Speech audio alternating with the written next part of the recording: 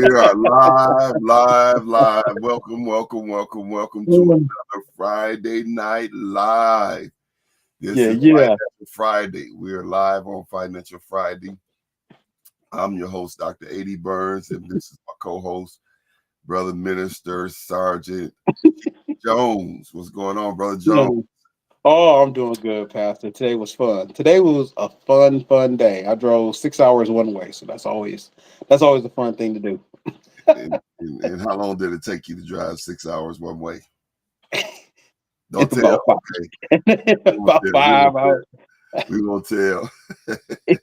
I was doing good until that accident happened. So if you driving up 290, 265, Okay. pretty bad accident. I didn't cause it though. I didn't cause it. I didn't.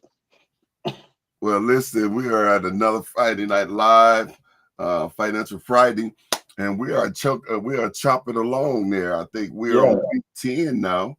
I think we got 3 more weeks to go. We got 2 weeks and then a recap of everything, and we'll be ready to begin our actual road to 6,000.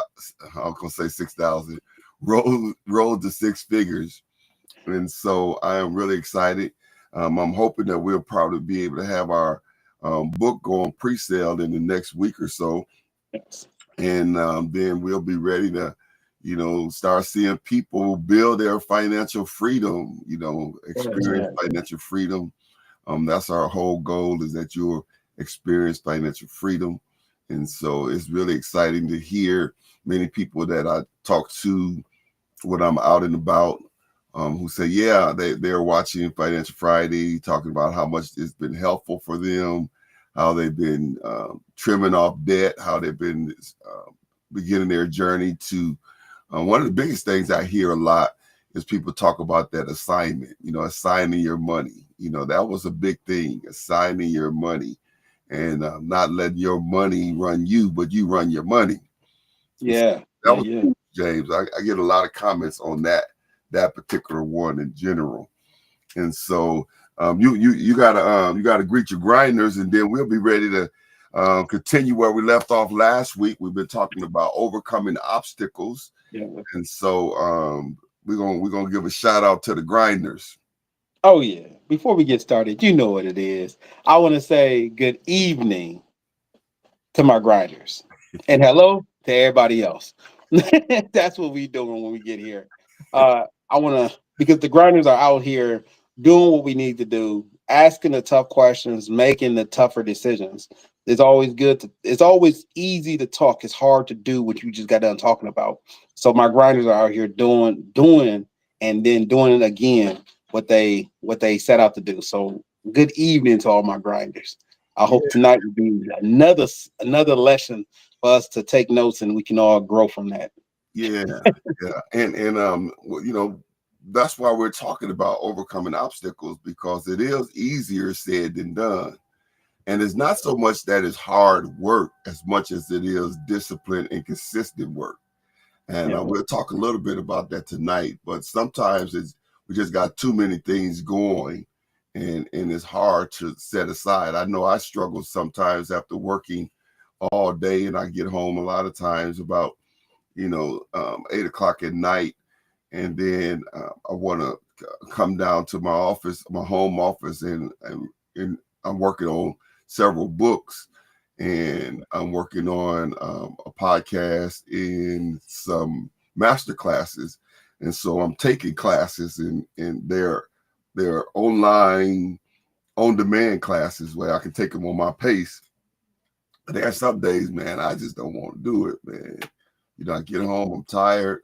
And so it takes a lot to push yourself, knowing what it is that you have at stake and what it is that you're trying to accomplish. And so it's not that it's hard work, it's just getting past a lot of the things that you deal with on a daily basis. And those are the things we're going to be talking about tonight as we talk about overcoming obstacles.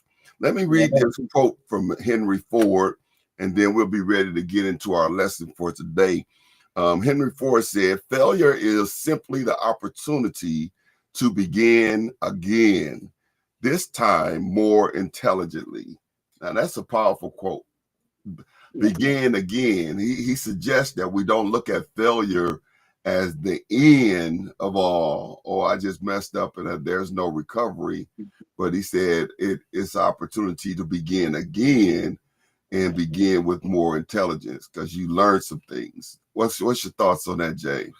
I mean, when I listen to that, that's one of the reasons why so many of us plateau when we hit 40. We hit 35 and then you plateau. And that's because we get into our comfort zone and we're no longer trying to take risk. Because remember, like when you were a kid, you were like, I can jump over that hill. I can ride my bike over that. I can do that. And that's the one thing that I think younger adults and youth have is that they have that ability to take a risk. But the risk doesn't have to be dangerous. It could be modified. But it's taking that risk is what am I doing to get to the next level? Like you're doing what you have to do to get to the next level. Hey, I'm taking these masterclass courses, I'm writing these books, I'm still moving, I'm still alive. And sometimes we get to the point that we're so old we become dead. And we wonder why are some people excelling and some people not? It's because they got to a point where they said, I'm too old to fail. I'm too old to excel. And they're not risking anything. But it's the risk takers that are the ones who are being rewarded. It's the risk takers that are the ones that are saying, hey, guess what? I'm not gonna bat my house, but I got some money in the bank that I can put up and I can try and I can go for. And there's many stories of those who taken that risk and was very successful with the risk. There are some, and when I say some, there are a few that actually planned, took the risk, and failed. Now there's a bunch of people who don't plan and they just listen to some good words and they just throw their money to the wind and say, "Yep, let's see what happens." There's very few people who plan their money, who has an assignment for their money, who do the due diligence of activating and going over, and then they're still failing.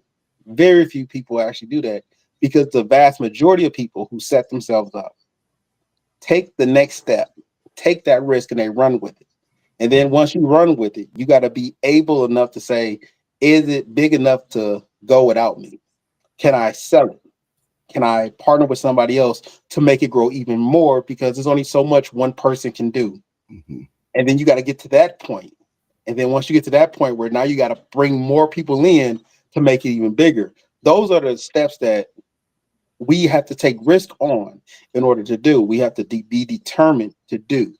And if we're determined to do it and we understand that we need to do it, we are successful at doing it. Okay. All right. That's a good answer. That's a good answer. I And I like do, your report. He was good. He was good.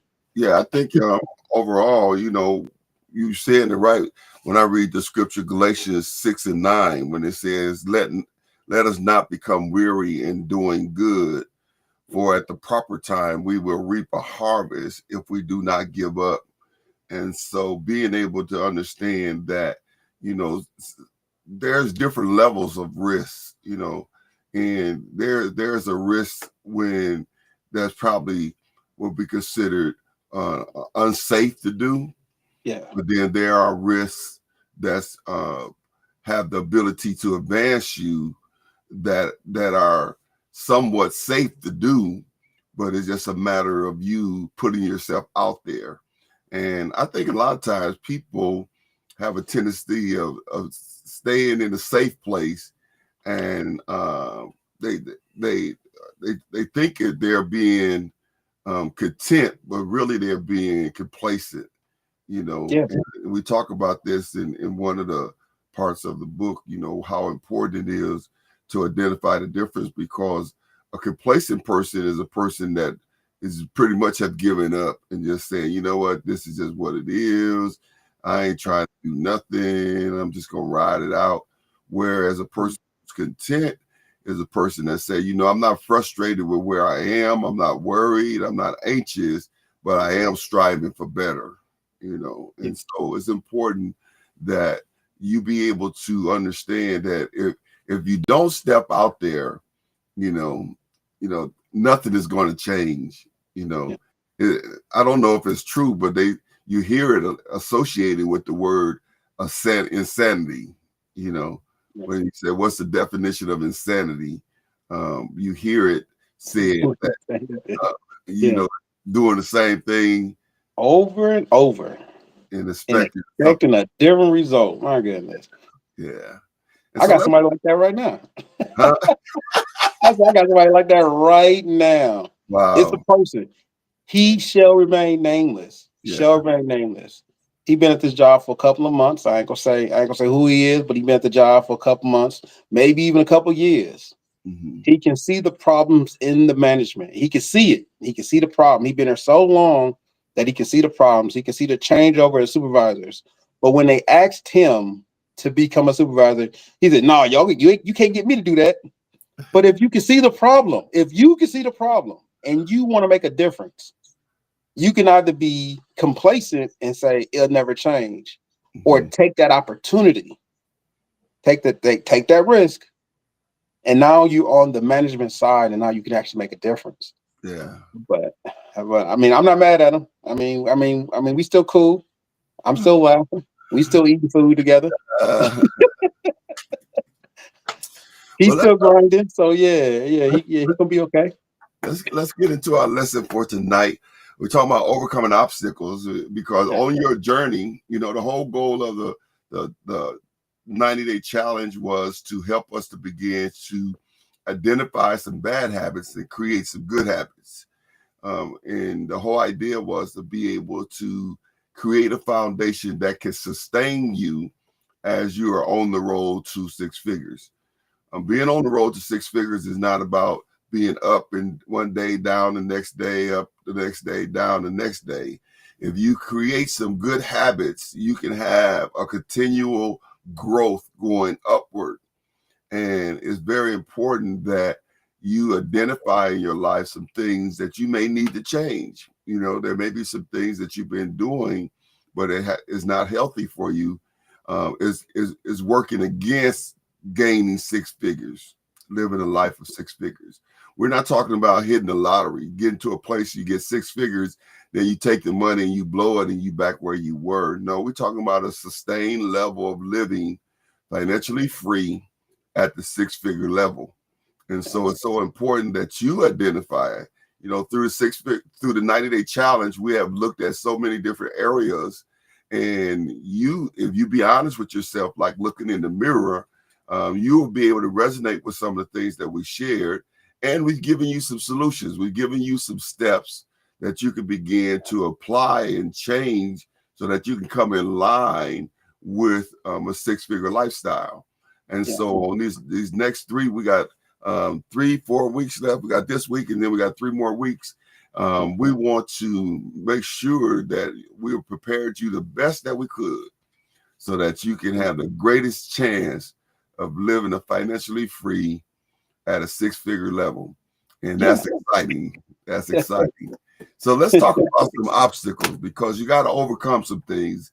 We talked about some things last week, but there are some things that you're going to have to be willing to face and overcome. All right. Now, is that, let me see. What? Right Minister now we are Rodney, rising. Minister Rodney, how you doing, sir? I see you popped up in the feed there. I was trying to get to it. And I pray everything is good down in Mississippi. I Oh pray yeah. you're enjoying that good weather and that good catfish. All right, bro James, let's go. All right, gotcha. We are going back to now. Remember, we're overcoming obstacles. The next one that we left up on was the pitfalls. So, one of the biggest pitfalls that we run into is relying on a single source of income. And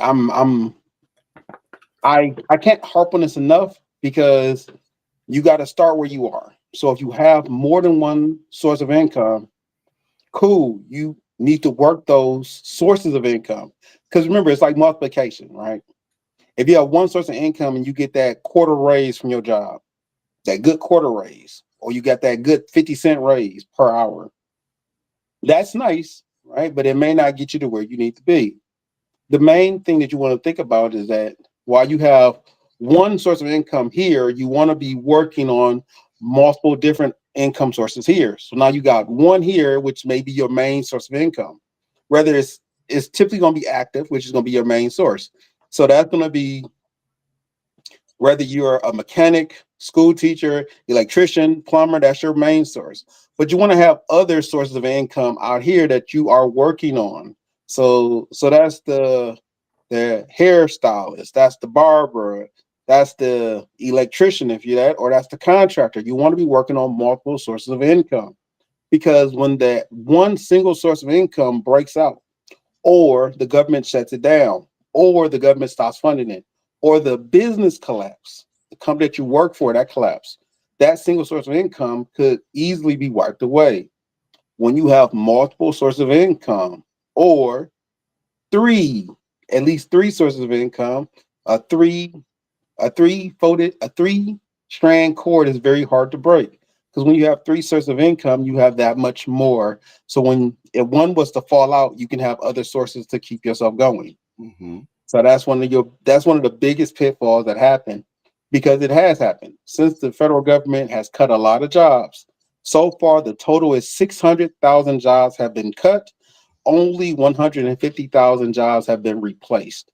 So that means on top of the current unemployment, you now dump off whew, 500,000 jobs are now dumped, and 500,000 jobs are now lost. So now those people are also fighting against the people that was already unemployed. So having multiple sources of income or multiple secondary sources of income would allow you to stay afloat while things are happening. Another one is not having enough emergency funds. Too often we don't think about it. And I've been harping on this. So single income sources, if you look at the older financial Fridays, we talk about having multiple sources of income. The emergency fund, if you look at the previous financial Fridays, we talk about having an emergency fund. Why is that a pitfall? Because not having an emergency fund, the statistics are in, the numbers are in.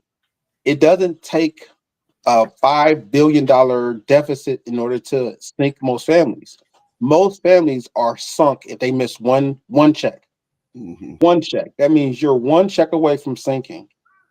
And not having an emergency fund or any kind of backup is the reason why most families are sinking. And for the life of me, for the life of me, it doesn't do me any good to tell people that it's one paycheck away. They know if they're one paycheck away. If one paycheck was to stop, ask yourself. Just it's a simple question. You don't have to do any research. You just gotta think about it. If I miss this one paycheck, do I fall into debt? If the answer is yes, then that means you need to have an emergency fund, or an emergency fund is very is been an emergency fund is very beneficial to you. And that's one of our pitfalls that happen to a lot of people. They don't have an emergency fund. Now, the next one is failure to pay bills.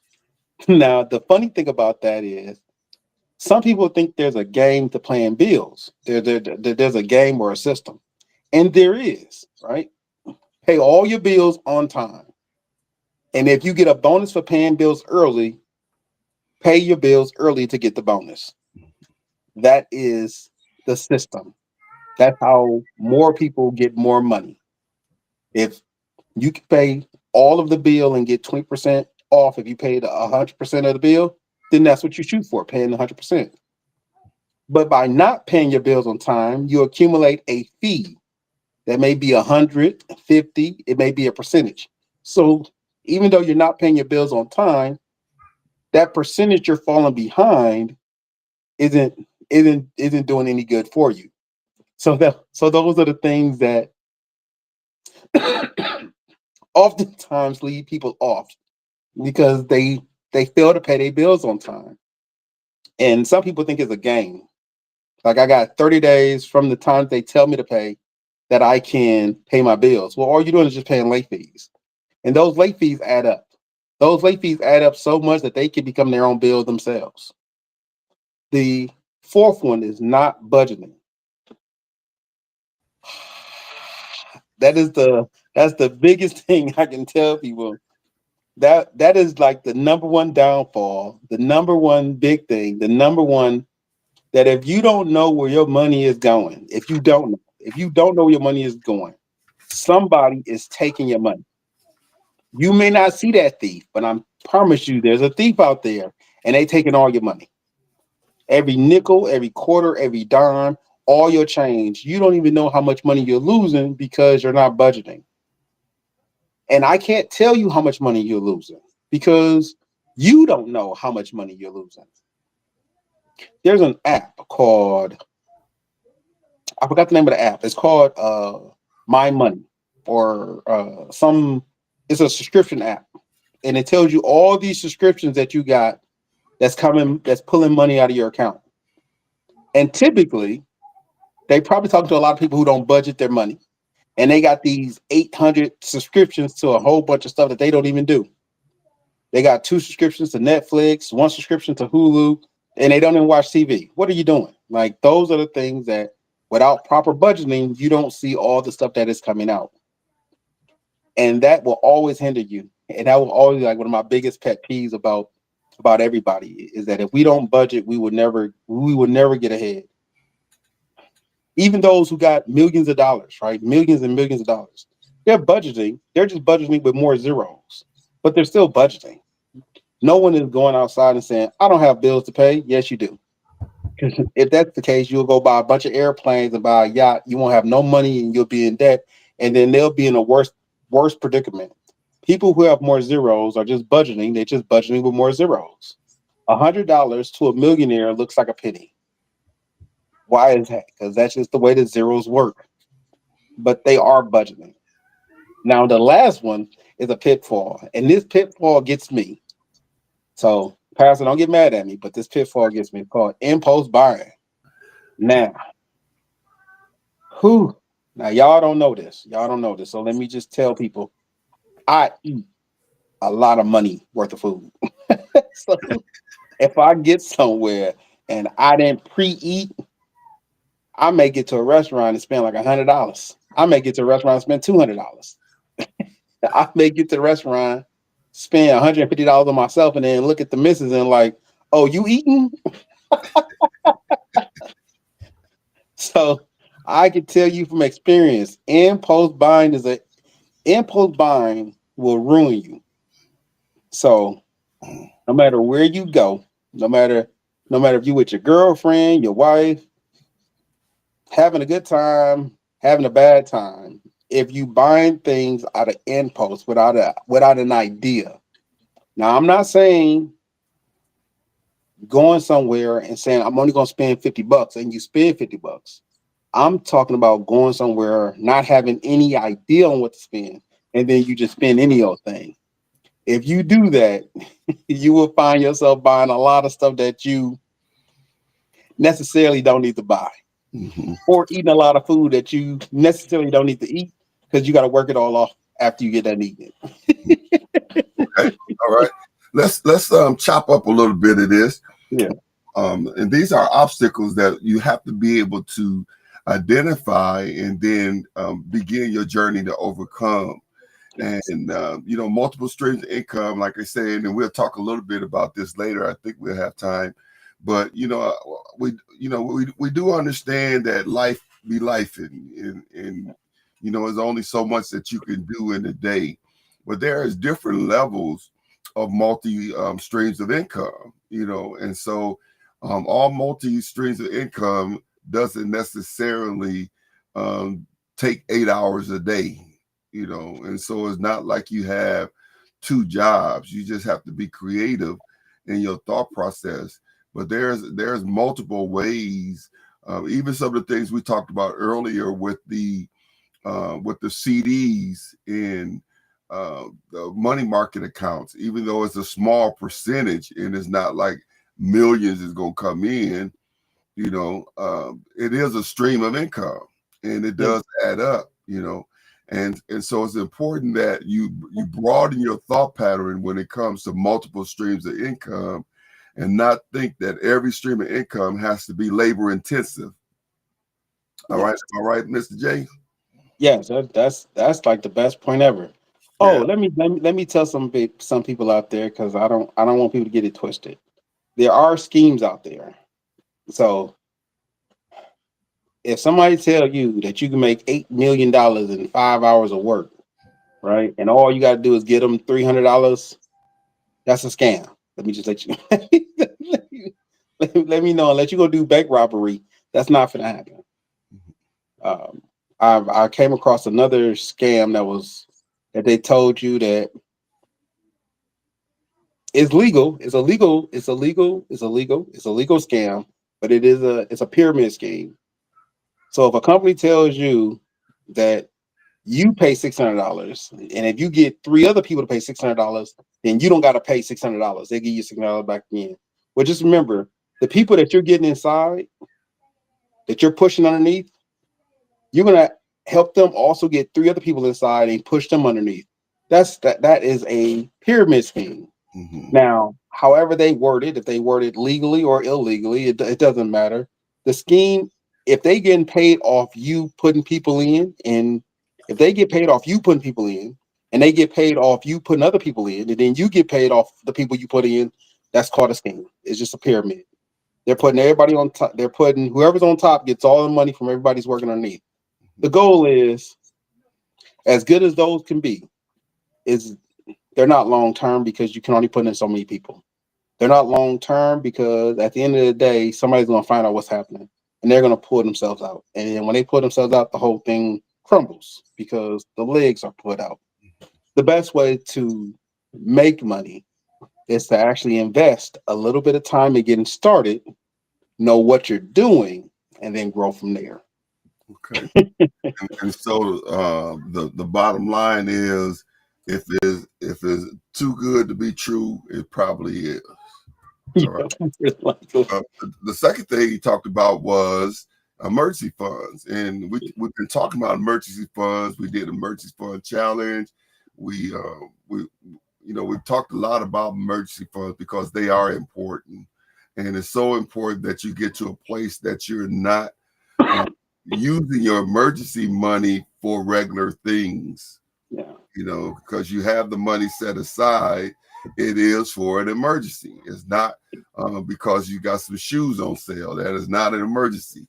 It is not because chicken is on sale and you're gonna go stock up or whatever the case may be. It is for an emergency.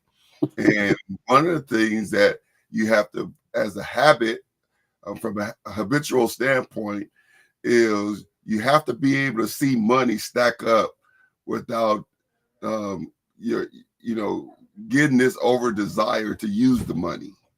Yeah. You got to be okay with money stacking up. You have to be able to see thousands of dollars stacking up, working in different types of CDs, money markets, and different things of that sort, and not be tempted to take the money and use it for something other than an emergency. And our definition of emergency fund is how many months, James? 4 to 6 months out. Four So to you got to six be months. a bill paying. A bill paying.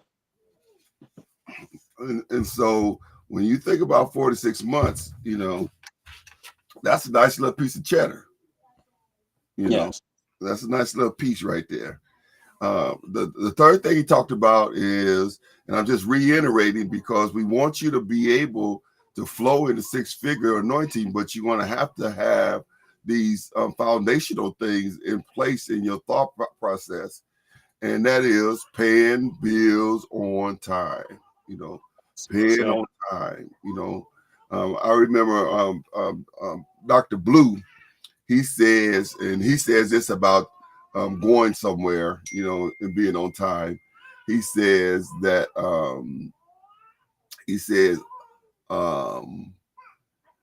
early is on time is late, and late is not acceptable. And so you don't wait until the bill is due the day of, or even the day before, but you try to pay it on time. And so on time is early. And that way you don't have different things that'll pop in on you at a time when, you try to pay it and then some last minute thing come up. So I'm paying on time. Next one was budgeting. And so budgeting, we said, is giving your money assignments so you know where your money is going. And James said if you don't have a budget, then more than likely somebody is stealing your money, you know. Yes. And so you want to assign your money. You want to tell your money what to do and not your money tell you what to do. And then the last one was impulse buying. And I'm not sure how to take that one because he said when it came to impulse buying, he said that he said he didn't want me to be salty or something like that. What did he say, No, James? I said, don't get mad at me. Don't get mad at me. Yeah, that's what he said. So I why? impulse buy. I impulse buy accidentally. Okay, you impulse buy accidentally. Yeah, I be impulse buying. I be impulse buying. But I'm Uh, telling people, hold on. I just want people to know that I'm telling you these are some pitfalls. let's So drop the slide. I these was trying to drop the slide, but I was pushing everything but what I need to push. are so So let me so when it comes to impulse buying, that's one of my biggest pitfalls is impulse buying. okay, And it's not about having the money to pay for it or not having the money to pay for it. A pitfall doesn't have to be I can recover from it. That's not who cares if you can recover from it. A pitfall is something that trips you up, and something that trips me up drastically is impulse buying. hmm And the reason why impulse buying trips me up for me personally is dealing with food, but that could be anybody, right? Anybody could have your impulse buying could be chips, it could be soda. It just food is a lot. It's one of the most common ones that we impulsively buy. It's the reason why they put cold sodas at the checkout range, right in that little glass case, and you can see it. It's a reason for that, right? It's called impulse buying. They don't want you to grab that warm soda sitting on the shelf that you got to open up the 6 pack and they got to sell for. No, they want you to pay the same price as the 6 pack, but that single soda sitting inside that ice can. yeah, If you go to Walmart or Pick and Save, there's a reason why they put that rotisserie chicken right at that checkout line, nice, hot, and it's a reason why they do that. They do it to get me. They do that, Pastor. They doing it to get me. Me personally, they knew I was coming, and they put that fried chicken or rotisserie chicken right there at the checkout. I'm telling y'all that's the reason why they do it. They yeah, know you coming. They know you coming, and you like chicken, and you like soda, and you like chips, and they put all the stuff that's the most expensive right at the checkout line. mm, yeah, You can go right in the back and grab anything you want. Cases of soda on sale, 3 for $10. Or you buy that same case of the case of 12 sodas, you could buy 2 sodas and it had the same price for that case of 12. yeah. But the difference is those gonna be nice and cold. That's it. Okay. Nice. And they get me past it. They get me sometimes. I tell you, and that's like, they get me. That's what I can't go to the store by myself. I gotta go. I got. I gotta go with an accountability partner. Other than my baby girl, I can't go with my baby girl because me and her both be impulse buying. Oh wow. So let's go a little further. Our clock is moving on us, and so let's go a little further. And because I want us to get to a place where we talk about a little more about you know. Well, I don't want to say it just in case we don't get to it, but let's pick up. I- Let's pick up right there, and let's keep moving forward. okay, Pastor. The reason I'm laughing is because I see my people out there. Yes, it is exactly, sis. It's exactly. Elder Perry, yeah, I see you. I see you. Yeah. So Sister you got Paz, I see you out there. That's what they do it to me. They do it to me. Elder Perry, you know what they be doing. Them little end cap displays. Y'all know they be on that. And don't all let right. it get October. Got the marshmallows outside waiting for me. I'm telling you, they got me, Pastor. They got So me. so where are you seeing your comments at? I'm not seeing the comments. Our comments are to our. To the right. It's to the right. It's to the right. So our comments are just flowing in.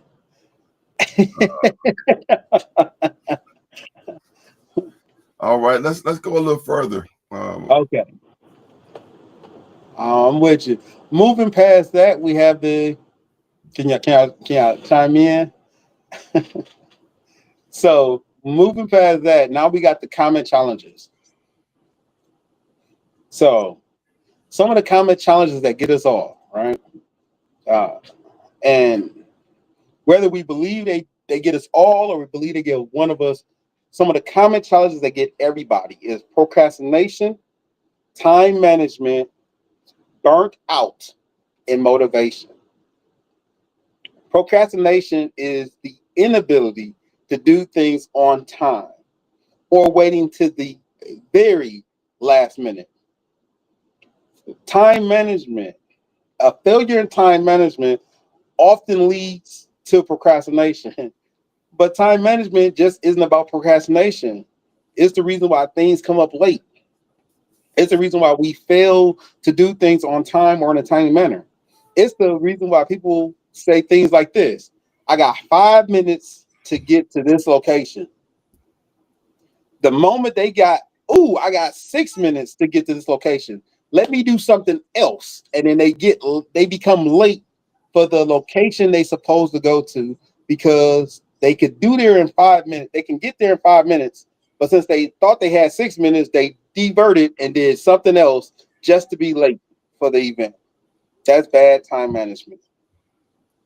Burnt out is what happens to many people who don't manage their time properly, because that's a person who do a lot but they're not productive. They typically burn out, and you can notice these people. I talk about this one supply sergeant. He was always sweaty. He was always missing documents. He was always missing papers. But everyone can tell you that he was very active. He was always running around and he was always doing something. But doing stuff and being productive is not the same thing. That man was burnt out. Lastly, one of our common challenges that goes for everybody is motivation. Because when you start making real changes, and I do mean real changes, it takes a while to see all these changes. So if you're growing a field, or if you're losing weight, or if you're gaining muscle, or or if you're trying to learn a new language, all of that takes time. But that motivation got to continue until you start seeing those results that you got. Okay. Well, let's chop that up a little bit. Oh yeah. And when you talk about, one of the interesting things is the difference between uh, procrastination and time management. Yeah. You know, it almost sounds like they're part of the same. In that, with procrastination, you're waiting to do something. In time management, you're not assigning your time correctly to do It's like, something. yeah, there you And go. Yeah. and timing is everything when it comes to money, because you think about the different people at the right time that made an investment, or at the right time that launched a business, or at the right time they launched a product. When you think about timing is very important, and being able to have a sense of timing is one of those things you have to develop if you don't have that. But it can be developed. But you have to really be careful with the whole idea of being productive versus being busy, because there is a big difference. There are sometimes I do busy work. I call it busy work, when I'm doing something, or my day is going or whatever, and I'm tired of doing whatever I'm doing or whatever, and then I decide, I don't want to do this no more. I'm gonna do some busy work, so I'll start doing something else that I like doing, but it's not really on my schedule to do. You know what I mean? And Yeah. so I call it busy work, because being productive is me sticking to my schedule, Yes. getting done what needs to be done, because the schedule was created based on what things needed to be done when, and being able to stay with that schedule is helps me to get those things done. Whereas if I get off my schedule, if I deviate from that, even though I'm busy, I'm doing something, I'm not being productive, you know. Yeah. And so it's important for us to identify the difference between being busy and being productive, and making sure that, we're not doing a lot of things. He kind of rolled his I don't know if it's a sergeant, and he rolled the guy under the bus. He said he was all sweaty. Yes. Yes, it was definitely a sergeant. It was definitely a sergeant. I ain't gonna say his name though. I ain't gonna say his, see now he know I ain't gonna say his name. I'm not gonna say his name. But he was not a productive person. Yeah. And he argued. He argued a lot. Because I'm if you ever see me, I'm always laughing. And I Hmm. may be sarcastic about a lot of stuff, but I'm always laughing because I don't take work seriously. I Okay. think work is done. I think if you're productive and efficient, then you will be effective. So Okay. you don't have to burn yourself out. You don't have to overdo it. Hmm. You do what you need to do right the first time. You make a template that tells you what right looks like, and then you follow the template. Every Hmm. so often, you review documents to see if the template is correct. So you're flowing through things a lot faster. That's being productive and efficient. The sergeant I'm talking about was not that guy. No matter how much advice or counsel I gave him, no matter how much I helped him, he said he knew what he was doing. And he was sweaty. When I say sweaty, he was sweaty, sweaty. I mean, his hair was sweaty, his face All right. was All right. sweaty. Get off of him. Get off of him. Get off of him. He was, and all I could do, and I was like, hey, sorry, hey, can I help? Can I help you? Because obviously something bad is happening. Just Okay. let me help you. And he was like, I know exactly what I'm doing, but he Okay. couldn't find documents. He know he did the work, but he couldn't find his keys. He know he was there, but he couldn't find his hat. Hey, sorry, hey, real quick, let me just talk to you for a second. I don't know if you understand what productivity is, but you don't got that. You don't got that. You got time. I mean, you talk about a guy who got there at about 7 o'clock in the morning. He didn't leave out till like 8 o'clock at night, and he was just ruining himself. And that's like the third one. That's how he got burnt out. Because when he got towards the end of the career, he was burnt out. He was mad at everybody, and he didn't like what he was doing. But if he would have just listened to me 3 or 4 years before he burnt himself out, Hmm. if he would just listen, and I said, hey, man, this ain't the way to do it. Just be a little bit more productive. Just a little bit. I gave examples. Okay. Now I Well, might have been laughing. I might have been listen. laughing. Let's go ahead and go to that last one, because I think that last one is a big one. I like what you said about the template. That make a template of what it right looks like, and then follow Yeah, the template. But the last one I think is one of the biggest one. Procrastination, percentage wise, I'm sure that was a great percentage of that. Time management yes, and burnout. But I think one of the greatest one for the average person is motivation. yeah. Motivation. So let's chop up uh, motivation. Oh, whew. Yeah. So motivation to me is it's the internals. So it's just the internals, and I think we need to understand how strong our internals are. Motivation isn't something that I can measure on a machine, but I can measure it with what you do. Hmm. I can measure it with how you talk about what you're doing. A person who's very motivated, it doesn't matter how big the mountain is, they're gonna climb it, and they know they're gonna climb it.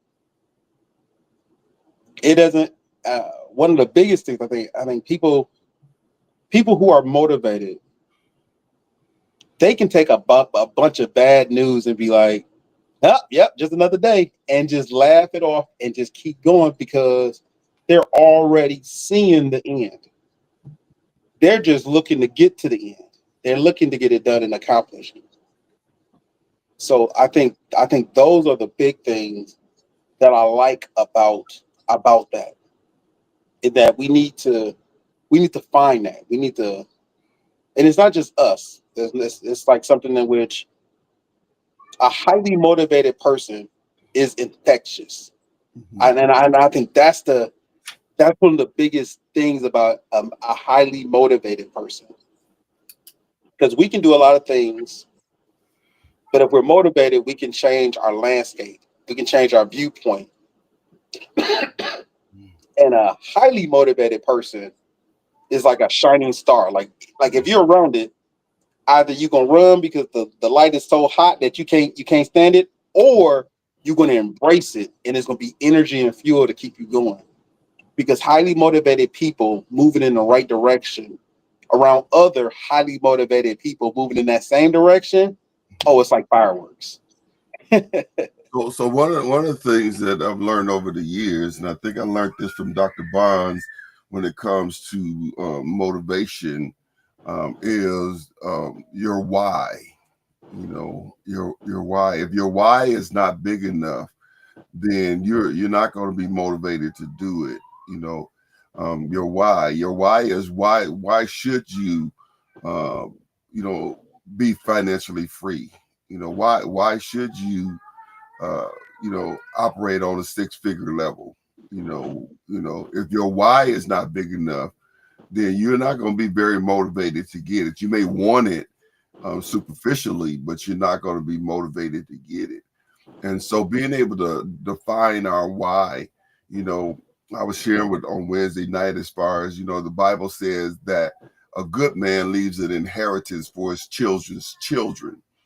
And I was sharing the difference between leaving an insurance check versus leaving an inheritance. An inheritance is includes a legacy and not just money. Insurance check, they'll take that and they'll blow through that. But an inheritance, is something that they can build on, and the same success that it brought me, it would bring them. And so when I think about that, wanting to be the definition of a good man, then I realize that I need to have more. I need to lead more in order to be able to impact my children's children. And there's so many other things that you can think about, as to why it's important that you strive for your fullest potential. And some people only think about themselves. I'm all right, and so therefore, I'm not. I'm just gonna go to work and come home. But you have to begin to think broader than that. And your why becomes a motivator within itself. And so that's so important that, especially as a people, when we look at what we're connected to, when we look at our ancestors, when we look at the different things they've been through, when we look at all of the different inventions that has been made over the years as a result of the creativity of our people, and you think about, all the things that we have contributed to making America what it is, whether it's been through slavery or, whatever, the things that we contributed, on the backs or physical labor or what they call it, sweat equity. And when you think about the things that should have wiped us out, but we're still able to be here and go forth, we have an inheritance. We have a legacy. We have something deeper than just a skin color or just, some outward superficial thing. When we really begin to think about who we are, and then to add into that being a child of God. Oh my goodness. The Bible tells us that being a child of God, that all of the different promises he's made to us.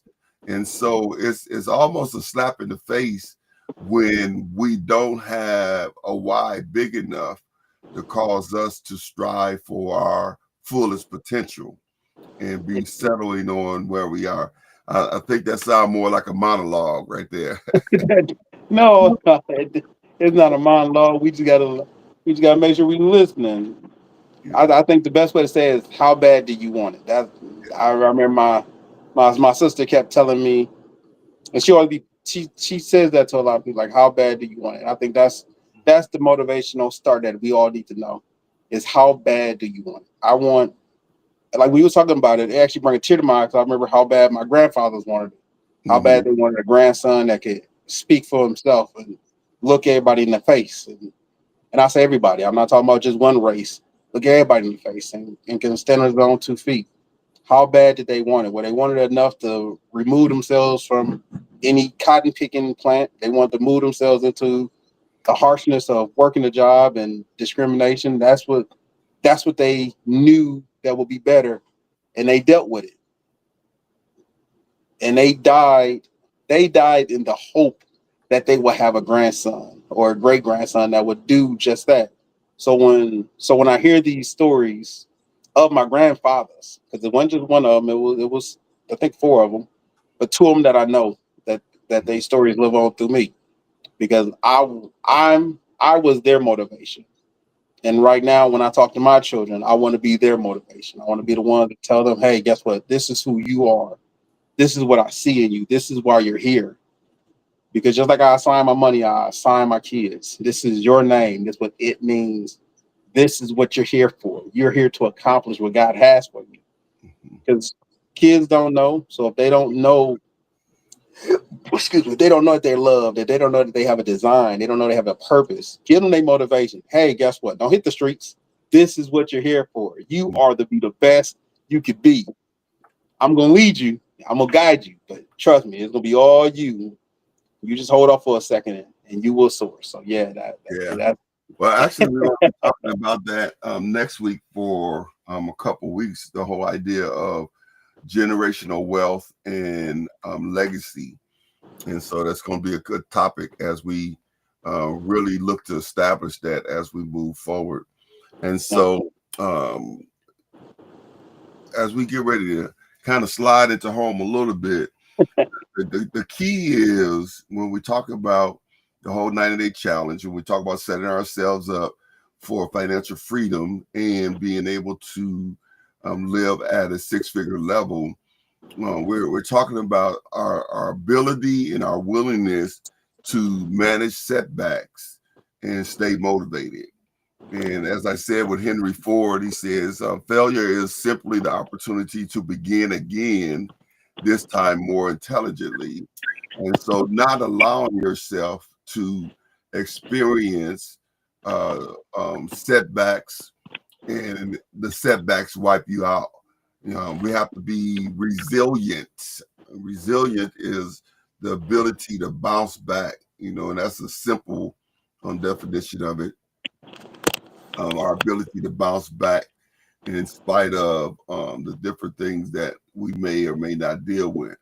And so I think that overall, we have to get to a place where, we're up for the fight. It is everybody can, let me say it like this: if it wasn't a fight involved, then everybody would be doing it.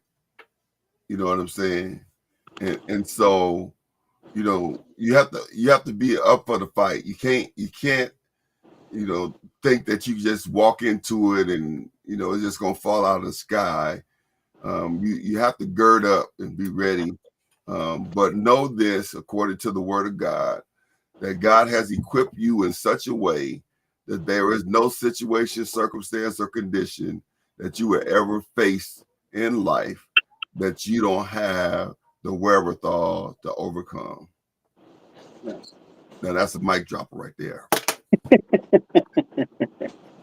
Yeah, that's what he says in his word. He says, there is no temptation, trial, or tribulation that can ever overtake us. He said, God is faithful.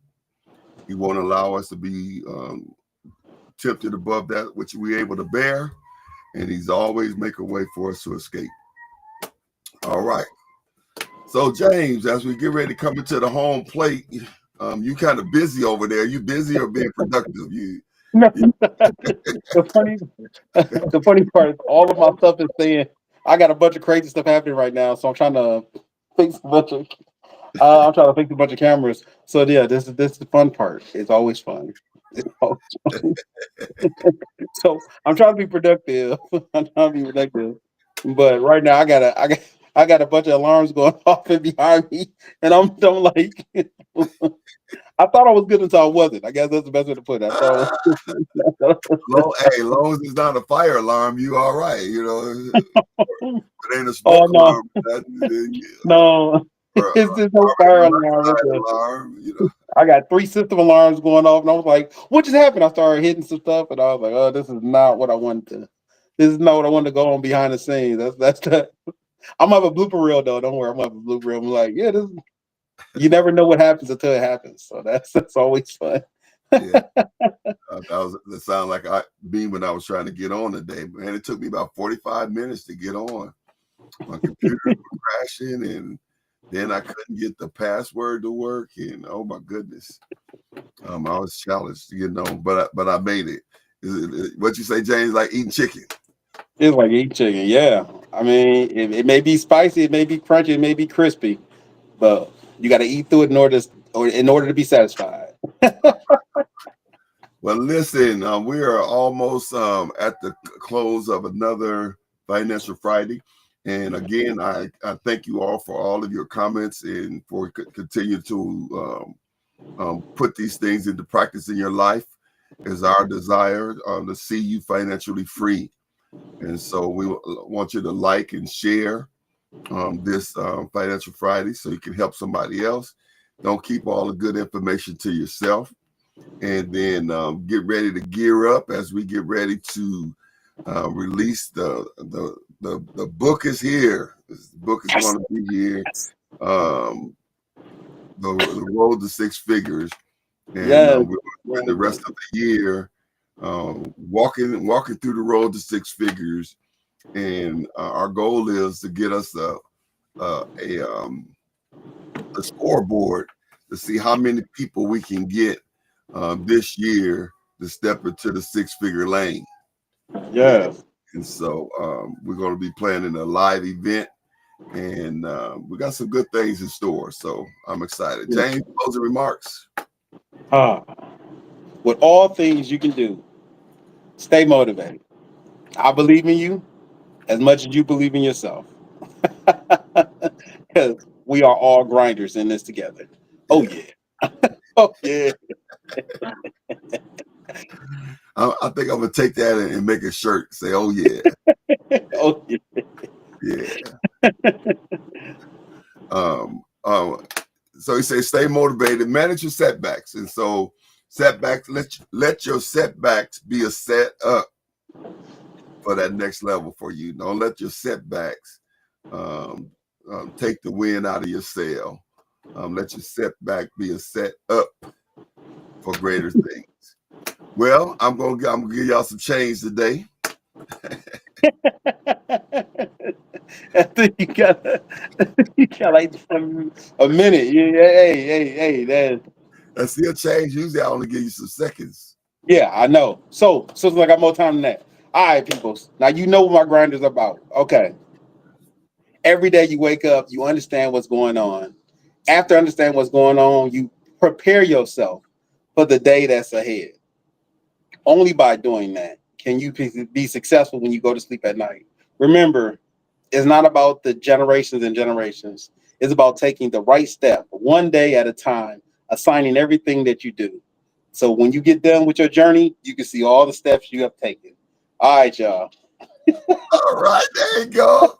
There you go. That's what I'm talking about. That's what I'm talking about. Bring it on home. Yeah. You, Yeah. I got more time today. I got more time to talk. So, I just want to. Yeah. He ain't sweating bullets this time. He came on in. That's how you do it. That's how you pull the drive. You step into it. That's how you do it. Yeah. That's how you do it. You step I into mean, it. when you gave me like 28 seconds, like, what do you want to say, bro? My grinders. When I got some minutes. Oh, I got you. Peace. We out of here. Thanks again for tuning in. We look forward to seeing you on next Financial Friday. Oh We're yeah. going to Oh rise yeah. from the financial slump and strive in financial freedom.